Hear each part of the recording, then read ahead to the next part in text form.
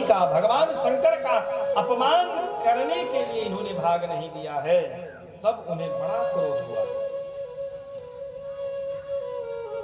दक्ष के इस अभिमान को देखकर भगवती सती जब क्रोध करने लगी तो भगवान शंकर के द्वारा भेजे गए जो साथ में रुद्रगण आए थे, उन्होंने इनका सम्मान बढ़ाने के लिए इन सबका वध करने का प्रयत्न किया, लेकिन भगवती सती ने उन सबको रोक दिया। स्वतेन सा भूत गणान समुत्थितान, उठे हुए उन सबको रोक दिया और स्वयं आगे आकर के उन्होंने अपने पिता की निंदा करते हुए क्रोध में ओठ फड़क रहे थे, वाणी स्पष्ट उच्चारित नहीं हो रही थी। उन्होंने कहा कि पिताजी, भगवान शंकर से बड़ा संसार में तो दूसरा कोई है ही नहीं। जितने भी देहधारी जीव हैं उन सबके प्रिय हैं वो, इसीलिए तुम्हें पशुपति भी कहा जाता है। और आपने उनसे द्वेष किया। आपको लगता है उन्होंने आपका अपमान किया। उनकी दृष्टि में न तो उनका कोई प्रिय है और न ही कोई उनके लिए अप्रिय है। वो सम दृष्टि से सबको देखते हैं। कौन होगा ऐसा भाग्यशाली जो भगवान शंकर से बैर करे? आप जैसे